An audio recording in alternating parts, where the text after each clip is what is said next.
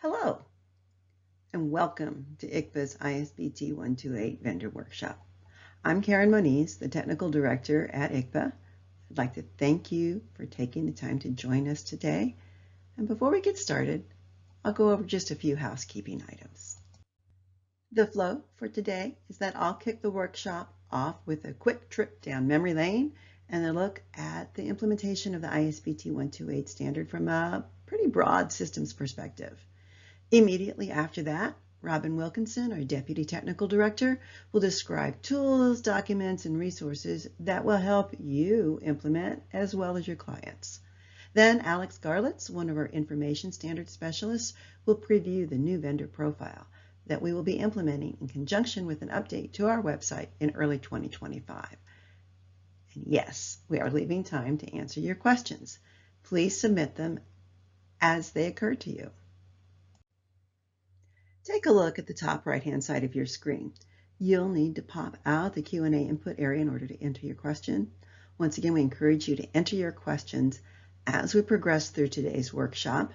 Once Alex Garlitz is done giving us the preview of that vendor profile, and I wrap just a few quick things up with you, then we will enter the panel discussion or Q&A phase of the workshop that will be moderated by Erwin Cabana, who is our technical manager.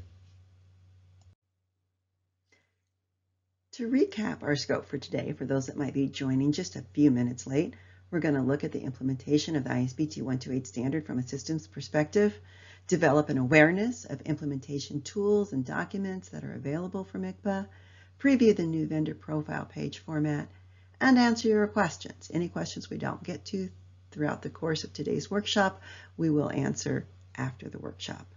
What we will not be discussing are any vendor market shares, products, or pricing. Now for a little background on ISBT 128 and ICCBBA. ISBT 128 is the international standard for the transfer of information associated with medical products of human origin.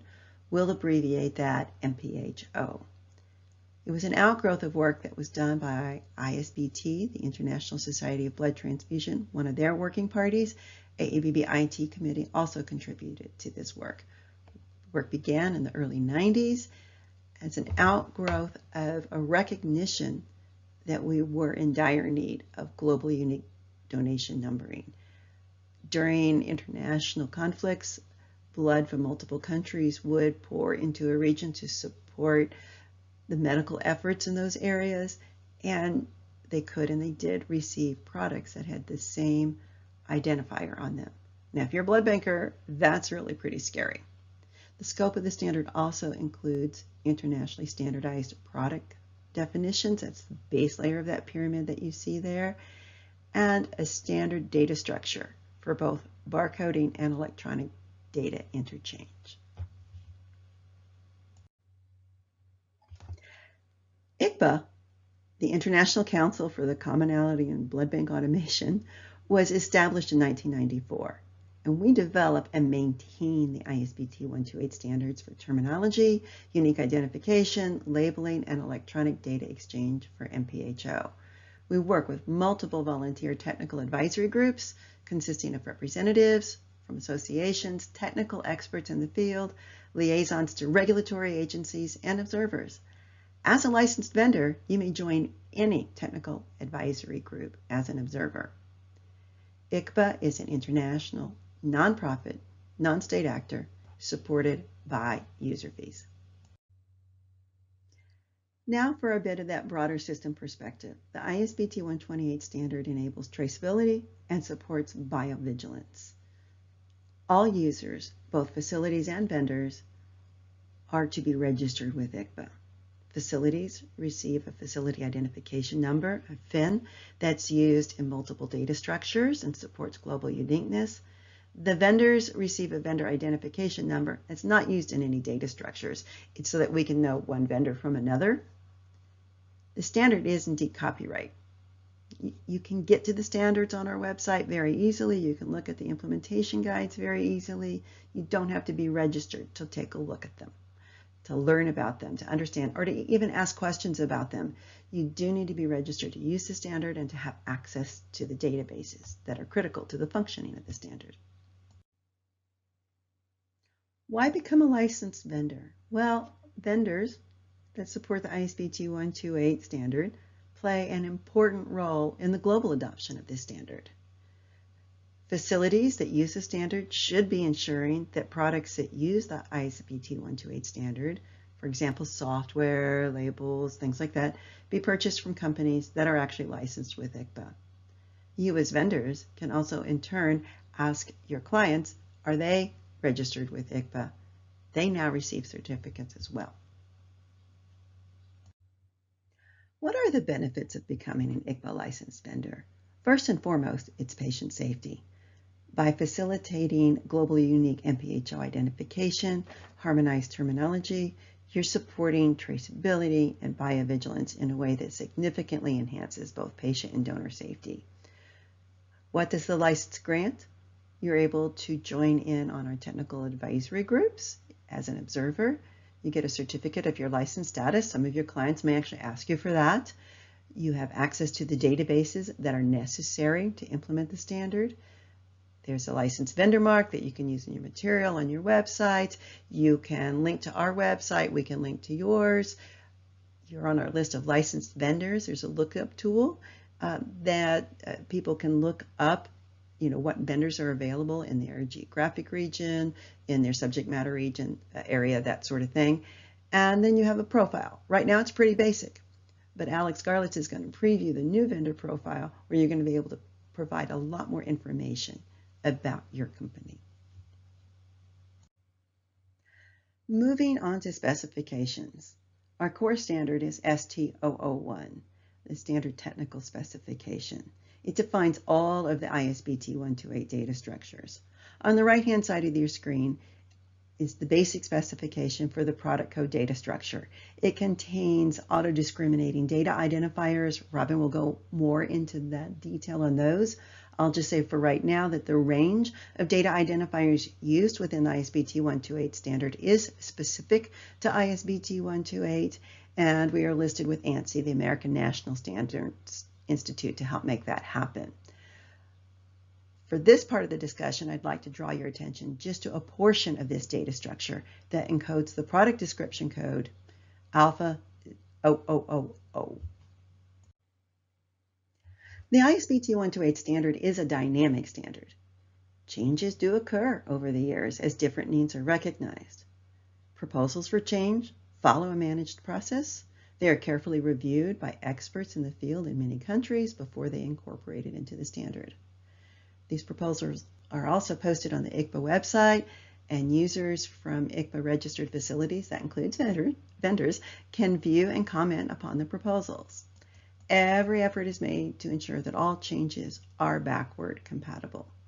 There are some challenges of incomplete and inaccurate implementation. If you don't implement according to the standard, this can result in limited interoperability, even the limited ability to import products. Always go back to the source, to ST001. Implement per the specification, not a more limited perspective. Some of the known implementation issues in the last couple of years, we had difficulty encountered when blood codes went to EA codes, and we also have had difficulty with people beginning to use the clinical trial product description codes that begin with the Y.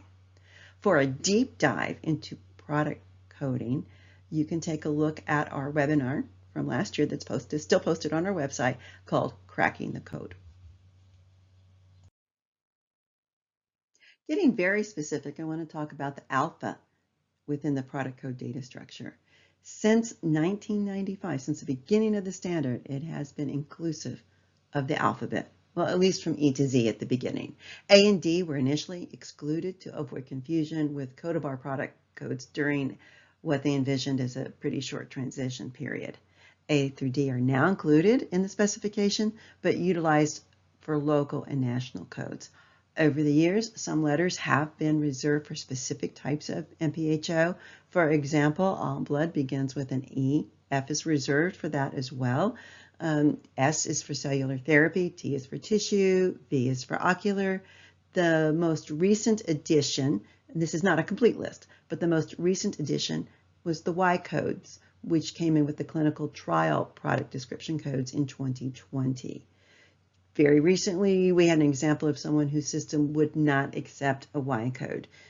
So you want to make sure that you are encoding for the entire standard. The whole alphabet should be allowable in alpha. Moving on to the next four characters, the OOOO in the product code data structure. These are the four remaining characters in the product description code. They have typically or traditionally been numeric only. However, Proposal 16005, that means it's from the year 2016, was incorporated into the standard in 2017.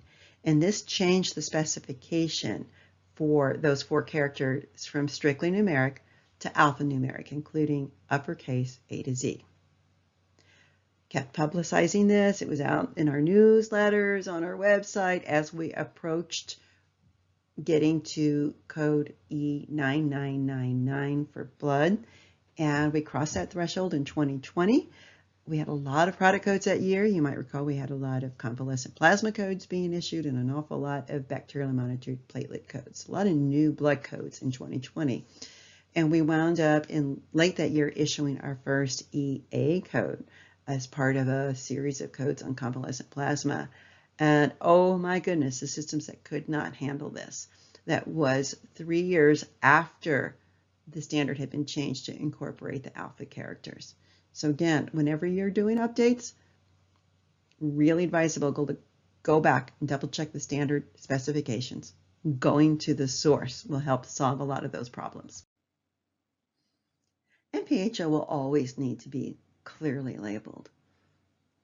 The layout of the labels needs to be standardized so that people around the world will know what to scan, where, for what type of information. I keep talking about going back to the source, but also recognizing that the standard is flexible. There's some white space in the label formats, and that gives you the ability to add readable text that is specific to perhaps the FDA or other competent authorities around the world. Some folks need different kinds of statements on the label. That flexibility is built into the standard right now. Okay, so moving beyond the label, since the inception of the standard, it has been about global unique identification, traceability, and biovigilance, not just the label, right? We all recognize that. The MPHO unique identifier was established as a single data element in 2018. It combines those key elements of traceability. Details on construction of that were published in 2021. And you can take a deeper dive into this by going and looking at our webinar we had last year on moving beyond the label. Why is the coat hanger on this slide?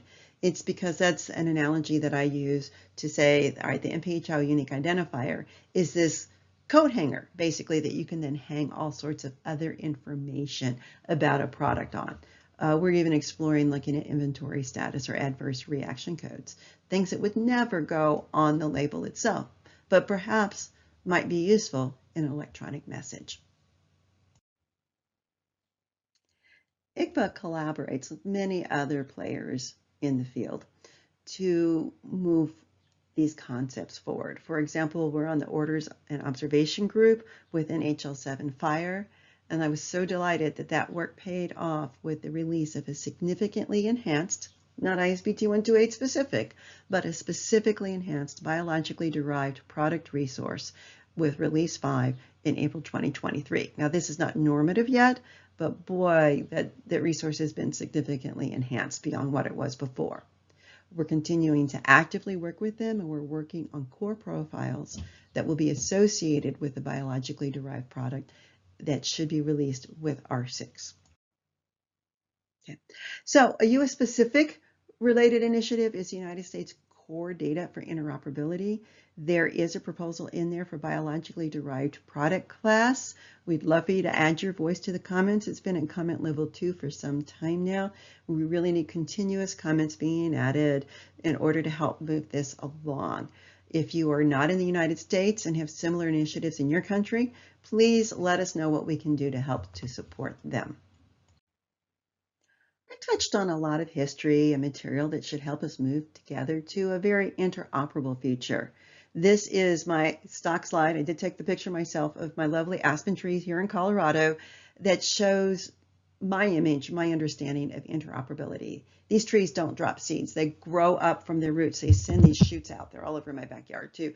But it's all interconnected. It's all one organism. And we're all working together to meet the needs of the patient, to provide that globally unique donation identification, harmonized terminology, et cetera, et cetera. Okay. So now Robin Wilkinson, our Deputy Technical Director, will discuss tools, documents, and ICCBA resources that can help you implement the standard from a systems perspective and that you can point your clients to. A quick reminder to please submit your questions, as there will be a panel discussion after Alex shares the preview of the new vendor profile pages. Thank you, Karen. So where do you even begin to learn about ISBT 128, let alone implement the standards? Well, our website, isbt128.org, provides all of our technical documents freely to the public. On our table of contents page, we have a list that starts with all the standards documents, followed by many implementation guides. Also on the website, there's an implementation guide toolbox, IG047. This document provides a list of commonly used items essential for implementing ISBT 128. It also provides guidance and recommended steps to consider when you're planning out your ISBT 128 implementation journey.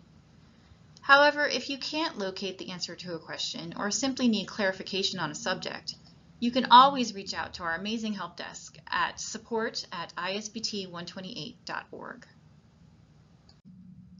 I'm going to highlight 3 components of the ISBT 128 standards that can cause interoperability issues if implemented incorrectly: DIN flags, data identifiers, and data elements. Let's go over flags first.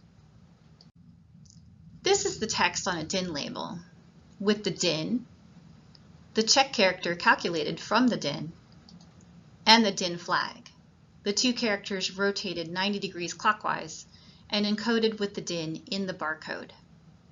So what are they used for? The most common use of flags is to define an item associated with a collection, either through ICCBA-defined codes or locally defined codes. The other, more rare use is as a weighted check character calculated from the 13-character DIN.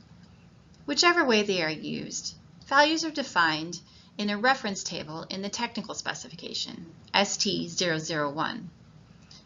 Also, use of defined flags is optional, and if not used, the value encoded must be 00, as you can see at the top of the reference table. So what's the use in implementing flags other than 00 if they're optional?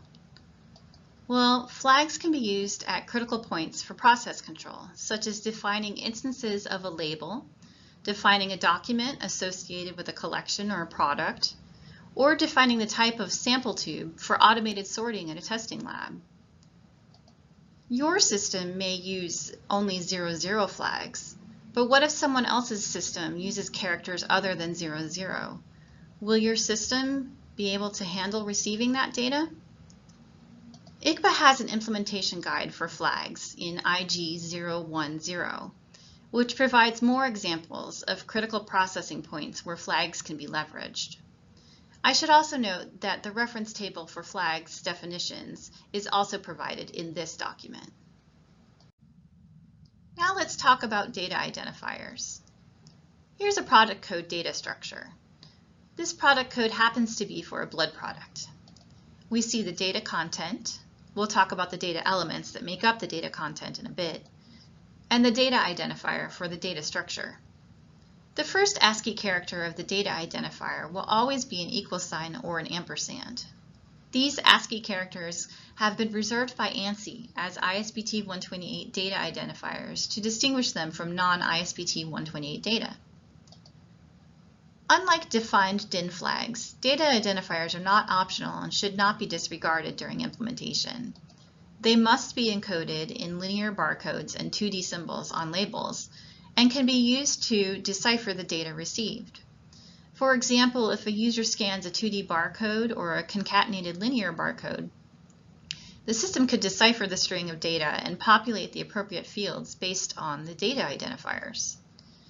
We encourage you to take a look at reference table RT003 in the Standard Technical Specification, ST001, for a list of ISBT 128 data identifiers with their corresponding data structures. Additionally, ICCBA provides a validation tool, IG043, for further understanding of data structures.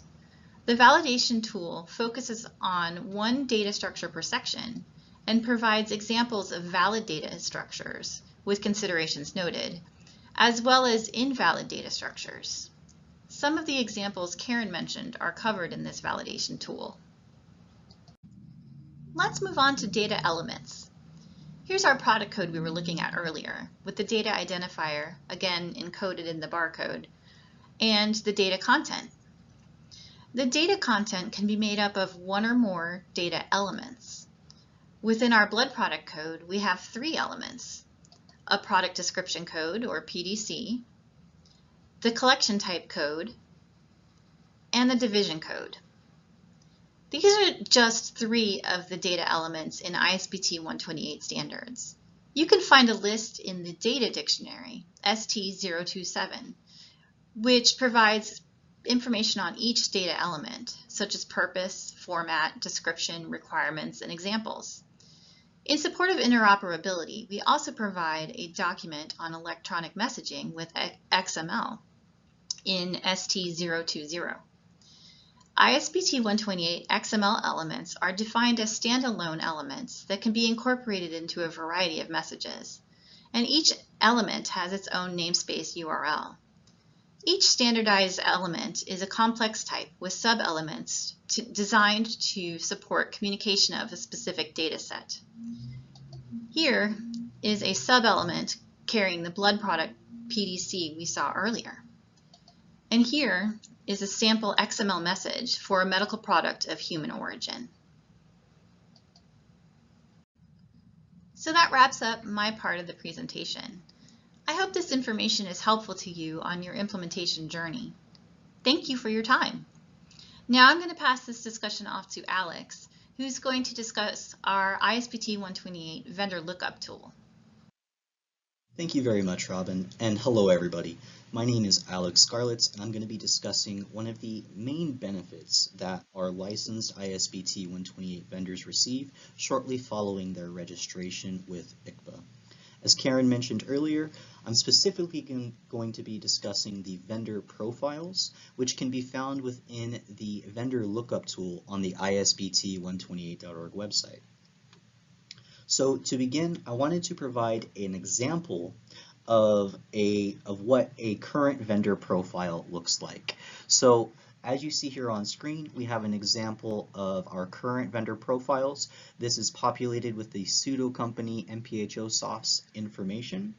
And you'll notice that these profiles provide information such as a description describing the vendor, the categories that this vendor is applicable to, as well as the regions in which they provide their services. And it'll also provide contact information for this vendor. Now, we are currently working on enhancing this vendor profile, and we are hopeful that this enhancement will be rolled out in early 2025. However, I did want to give a brief preview of the prototype enhanced vendor profile currently. So this is what we are anticipating the new and enhanced vendor profiles to look like. You'll notice that it is a much more robust interface. It provides much more information for prospective clients seeking ISBT 128 services. And it is additionally interactive. You'll notice at the very top there is a list. There is 3 options that a user can select, and when they select these options, they will be navigated to the appropriate section within the vendor's profile. So to begin with this, we will move to the active ISBT 128 data structures section. And once that is clicked on, it'll navigate the user down to this portion of the vendor profile, which highlights which ISBT 128 data structures this vendor currently has active at a site. Just beneath this, you will find the standards that this particular vendor is currently in compliance with.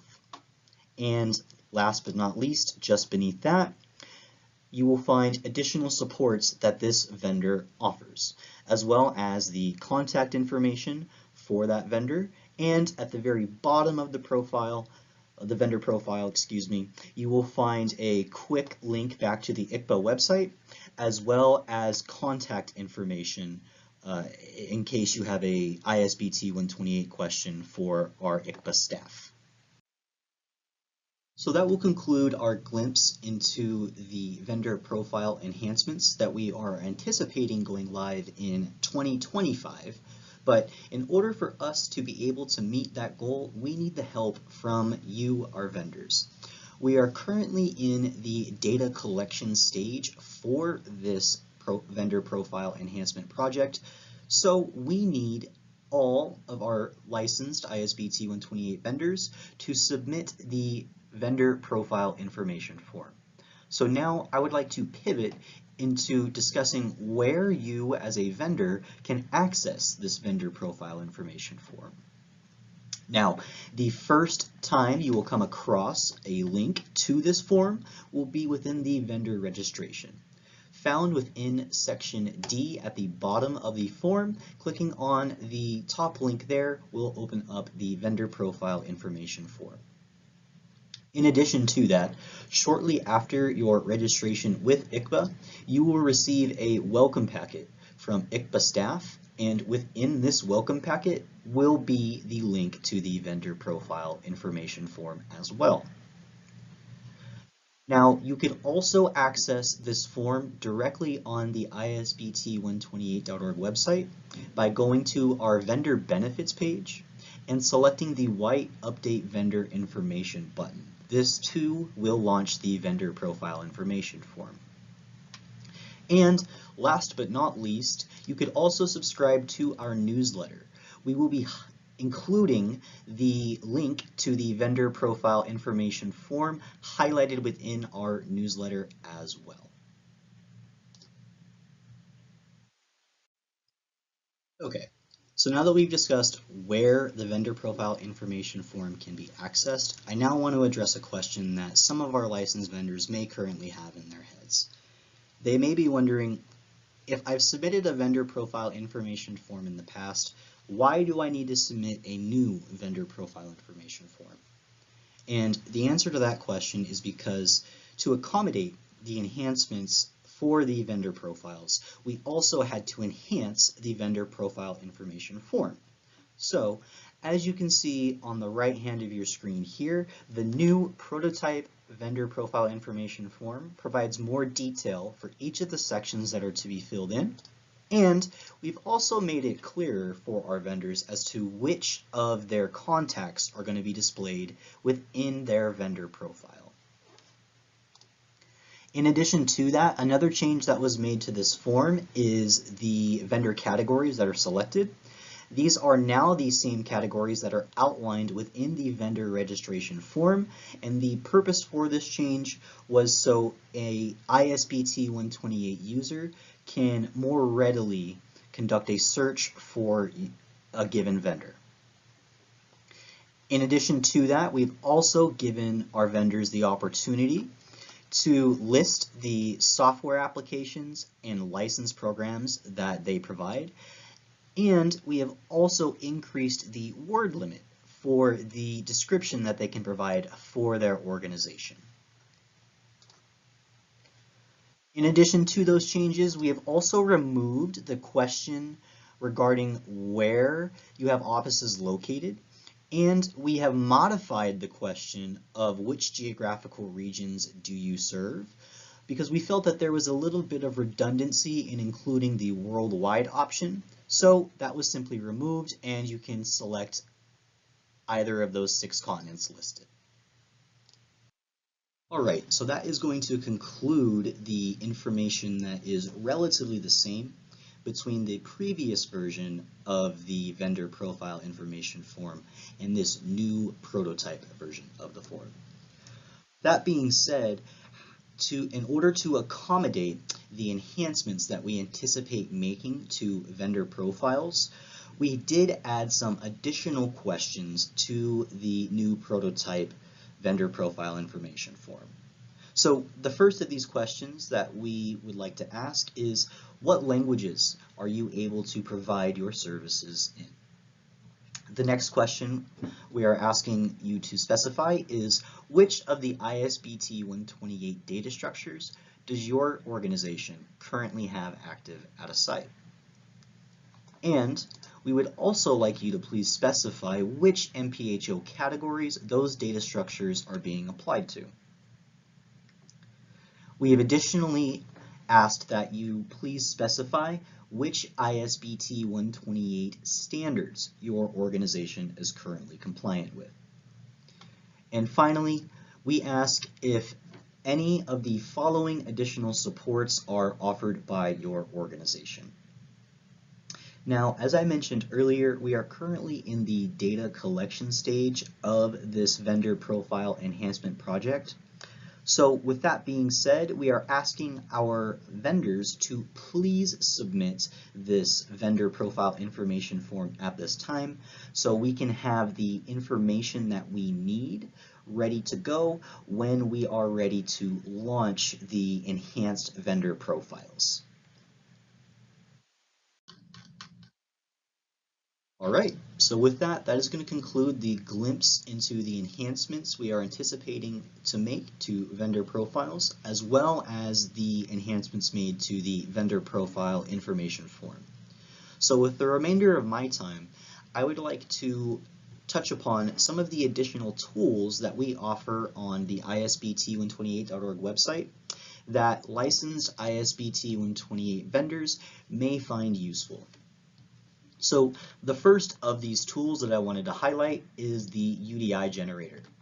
And this tool is a tool that generates an ISBT 128 UDI based on the entries of the device identifier and product identifier elements. In addition to this tool, we also offer our DI checker tools. And these tools parse and interpret the DI elements such as the FIN or facility identification number and the product description code. Next, I wanted to highlight our Quick K calculator tool. And this is a tool that performs a modulo 37-2 checksum to ensure that the check character K has been calculated correctly. Now, if you're an individual who likes to understand and visually see how these calculations can be made, we offer an example of the modulo 37-2 checksum calculations within our technical specification document, ST1, in Appendix A. All right, and the last tool that I would like to highlight is our SEC Builder tool. Now, this is a tool that assists a user in creating the SEC by inputting the applicable elements, and this is a very useful tool for cellular therapy and tissue facilities that manufacture or import goods according to EU Directive 2015/565. All right, so I would like to thank everybody very much for listening to my presentation, and I want to give one final reminder to our vendors to please submit the vendor profile information form at this time. And now I would like to invite our technical director, Karen Moniz, back up onto the stage to transition us into the Q&A section of this workshop. Thanks again, everyone. Thanks, Alex, for that great preview of our soon-to-be-released new vendor profile pages. I'd like to point everybody back to the fact that you can access any standard, any implementation guide, whether you're registered or licensed with us or not, on our website. We want you to read, learn about these standards and implementation guides. What else would you like to see? Do you have a need for a one-on-one consultation? Do you have clients with questions that we can help with? Help is only an email or a phone call away, and we encourage you to reach out. Now, moving on to those questions, I'd like to bring Erwin Cabana here, who is going to lead our question and answer panel discussion, and hopefully we'll get through most of your questions before we round up the hour. Thanks again for coming. Okay, so I'd like to get into the Q&A section. So thank you, Karen, Robin, and Alex for your presentations. And let's go ahead and start the Q&A portion. So we have here a question is, there was mention of an SEC. So what does SEC stand for? Karen, would you be able to answer that one? Sure. Okay. Y'all can hear me, right? So the SEC is the single European code. We have a standard 12, that addresses how well the ISBT 128 standard and the SEC code work together. The SEC coding system does allow for 3 different coding systems. And so if you see an A embedded in the product coding section of it, it's that is an ISBT 128 product code. The DIN fits nicely in the product, in the donation sequence of the SEC code. But if you see a B in the product coding session, that is Eurocode. And if it's an E, that is EUTC. Eurocode is used predominantly in Germany, and EUTC is provided by the European Commission. And just remember that ISBT 128 then is global across the world. So depending on where you're shipping, what the requirements are, you may want to choose ISBT 128, or you may need to choose one of the other allowable coding systems. Thank you, Karen. Another question is, how often does our facility need to update our contact information? And Alex, you mind getting that one? Absolutely. So your facility should update their contact information whenever an appropriate individual's contact information changes. We would recommend keeping this info current, and you would be able to do so by submitting the Update Facility Contact Information form, which can be accessed directly on the ISBT128.org website underneath the Registration and Licensing tab. Thank you. Next question. Why do I need to register if my client is already registered? We get that question a lot, actually. Yes, we do. Okay. So all facilities that use ISBT 128 need to register with ICCBA so they can have their FIN, their facility identification number. That's a critical part of multiple ISBT 128 data structures. So, all right, so your clients are registered. Why does the vendor need to be registered as well? Okay. You receive a vendor identification number. That's not part of a data structure, but you need to be licensed to use the copyright ISBT 128 standard to have access to the databases that are critical to the functioning of the standard. Thank you. Another question we get, because ISBT 120 is global, and a lot of times a big portion of our users are in the US and Europe, but we also have a lot of other users in low to middle income countries. So are there resources, question we have here is, are there resources for vendors in low and middle income countries? Want take that one, Robin? Yeah. So yes, we do have resources for LMIC vendors. If you're based in a country classified as lower middle gross national income per capita, the fee is reduced. The registration fees and licensing fees are reduced by 33%. If you are based in a country classified as low gross national income per capita, the fee is reduced by 66%. Additionally, we have an enterprise grant where ICCBA awards funds to projects that support traceability and biovigilance, which you can learn about more on our website. And we also have an implementation guide that speaks to resource limited countries. I believe it's mainly focused on blood. Is that correct, Erwin? Mm-hmm. It's IG041. Let's see here. We have, how does ISBT 128 stay apprised of and address emerging technologies and trends in healthcare, such as cellular therapies and in regenerative medicine? All right. I'm happy to take that one. We travel a lot. We didn't travel during COVID, and we did a lot of things virtually then. Excuse me. But we attend conferences. We speak at conferences. But one of the most important things is our tag structure.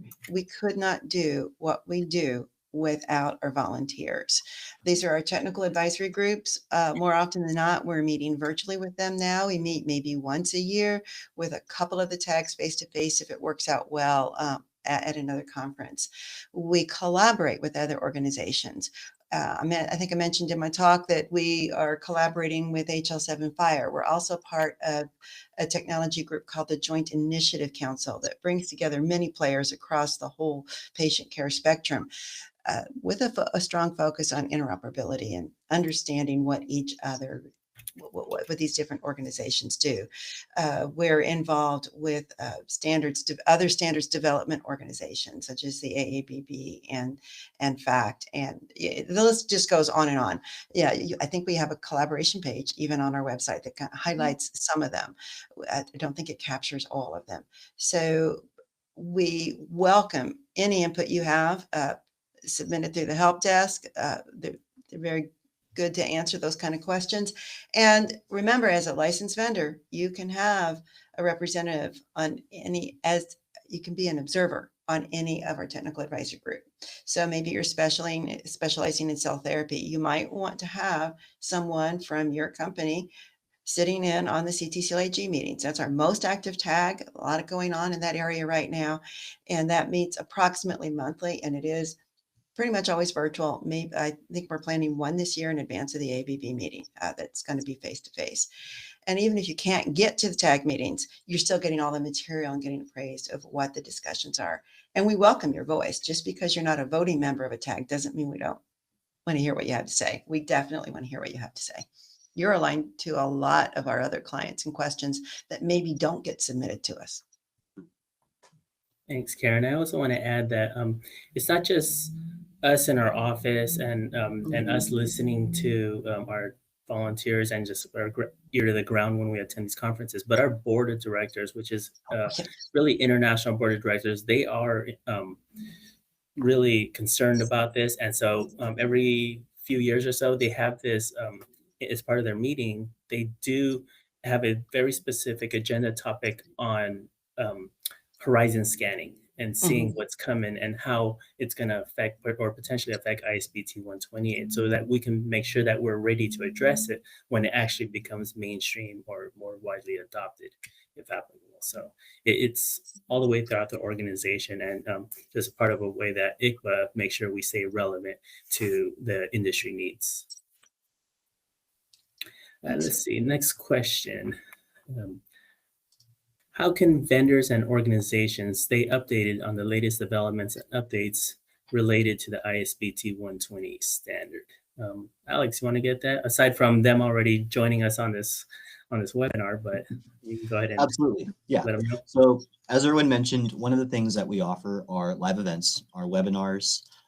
We also have our newsletter that I highlighted in my portion of the webinar, where you would get notified of any of our announcements that we have to make. We also have our social media. Currently, we have LinkedIn and Twitter. And then, as Karen just alluded to, we also offer our tag groups. Our licensed vendors are able to participate in our tag groups, our technical advisory groups. So if that interests you, we would love to hear your opinion, as Karen mentioned. See, next question. Can I get training? We get this question actually a lot. Can I get training on or certification in ISBT 120 proficiency? Let's let our deputy technical director get that one. So we are actually in the process of hiring an education specialist who will be working on efforts to offer more training options and perhaps even a certification program in the future. It's something that we have heard you. We know you want more training, and we are working to get that to you. Next one is, how often will an organization need to update the versions of the ISBT 120 databases that their products reference? You want to get that one, Alex? Yeah. So first and foremost, we update our databases roughly once per month. But with that being said, that may or may not affect your organization, and that's going to depend on the scope of your organization. So what we would recommend in the case of the PDC database is looking at our version control sheet that you would find adjacent to the link to download the database. And in that, you will be able to see the new codes that were added in the most recent edition. And then you would be able to determine, based on the type of code that you see in the VCS, E codes correspond to blood, T to tissue, so on and so forth.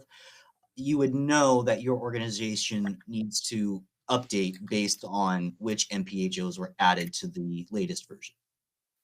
Thank you. If I have clients who we find are interpreting the ISBT 128 standard in a way differently than what we understand, are we able to ask ICCBA's guidance to assist these clients? And I do remember a few times we got asked that before. Robin, would you mind answering that one? Yes. So yes, absolutely. We are happy to jump on a call, answer any emails, answer any questions that come up. We can jump on a call with you and your client, whatever is necessary to get those questions answered.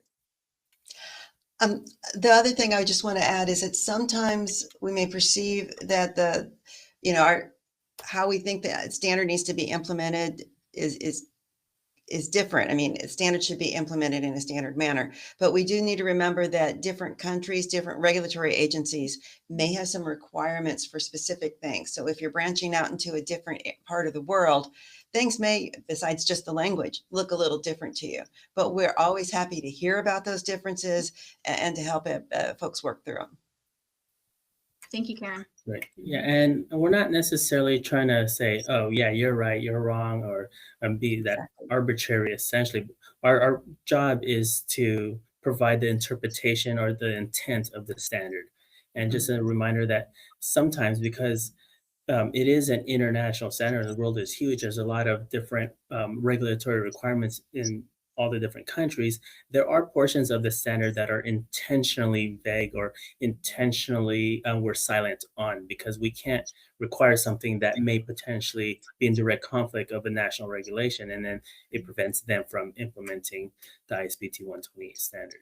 So when we step into these roles, we like to explain it as our interpretation of how the standard or those requirements were intended to be implemented.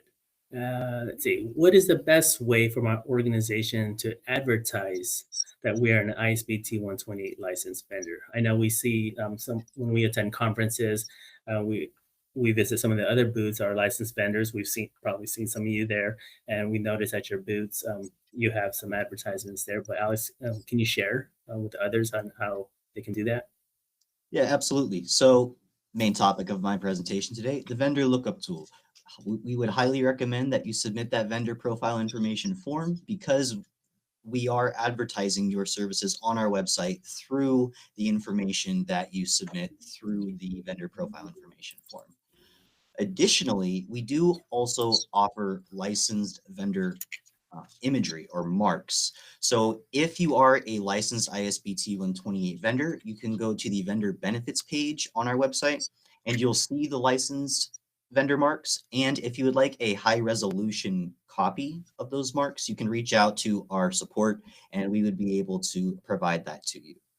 See, are there any additional advantages besides those mentioned for the vendor lookup tool that ICCBA provides or sells, or plans to provide or sell in the future, that my organization could take advantage of, such as paying more for elaborate vendor profiles or search engine optimization when a client is searching for a vendor using the tool? So I guess we see this sometimes when we attend conferences. You have your platinum sponsors, gold sponsors, and some get preferential treatment. I think that's what this question is asking. Karen, you want to address that one, please? I'd be glad to. And no, we don't do that. We're pretty agnostic towards our vendors. We want to help all vendors because we believe that all vendors are helping improve patient safety by implementing the standard. We want the standard to be implemented in an interoperable way. And so, for example, even with this new vendor profile lookup tool and enhanced tool and pages, we'll never do like the Amazon.com drop-down box where you can line up vendor 1 against vendor B and C and do a direct line-to-line comparison. You can do that homework. We're providing you with the new pages with the ability to provide more information about yourself, but we will not highlight one vendor or another. In fact, sometimes we get a question about what vendors are available in my area, and we direct our users to the vendor lookup tool to say, well, here's a handy tool that you can use. There are several vendors that cover this area. And so try and get your names out there in front of everybody in the same manner.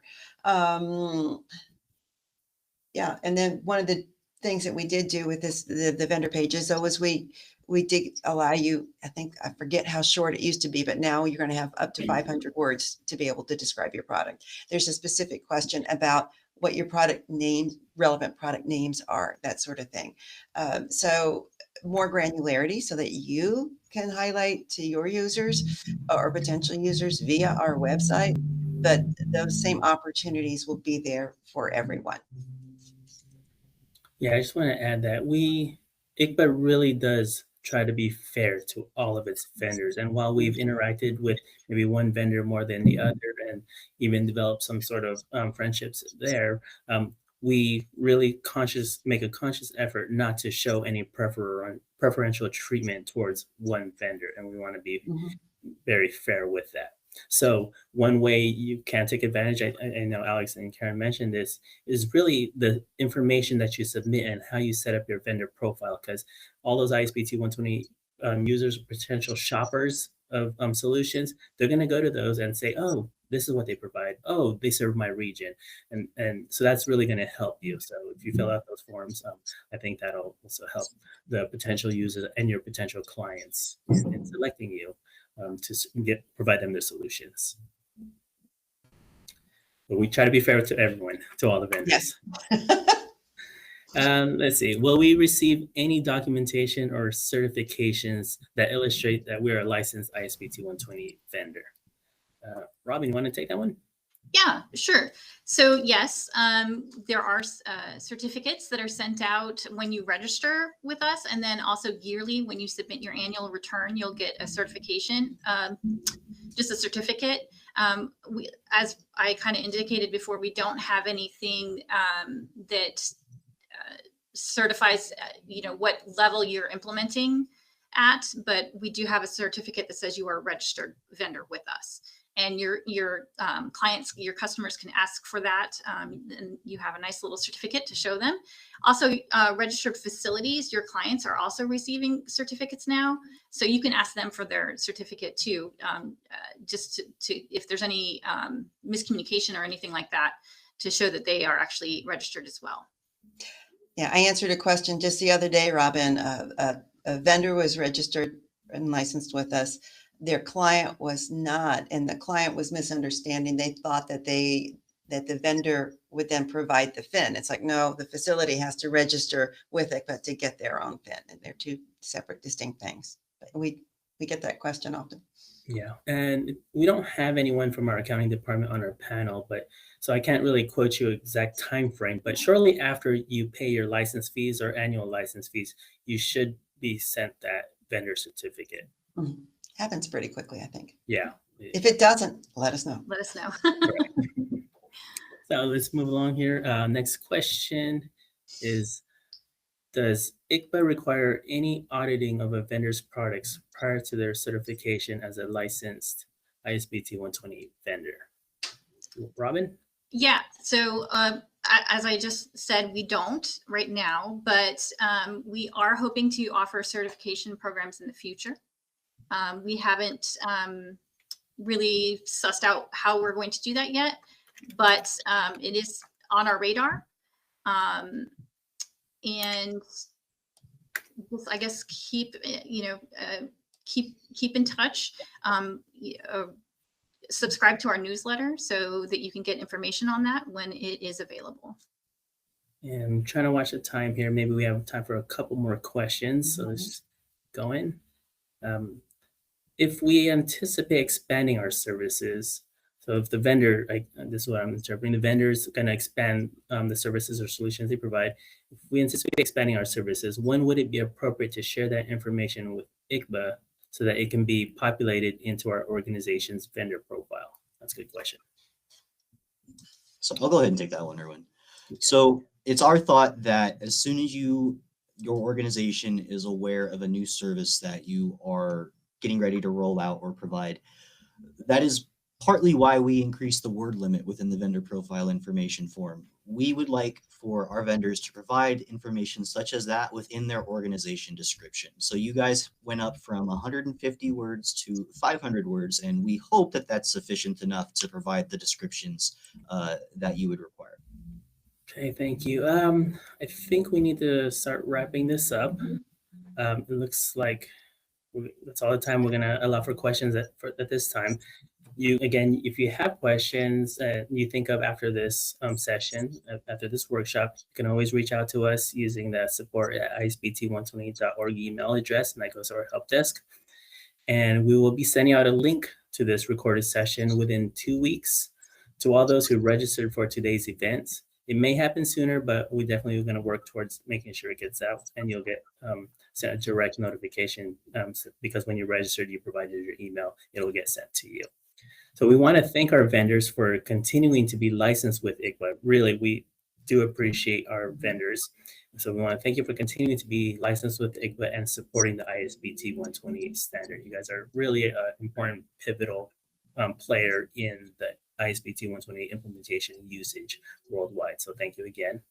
And thank you for attending. And I hope you enjoy the rest of your day. And this concludes the vendor workshop. Thanks. Thank you all for coming. Thank you.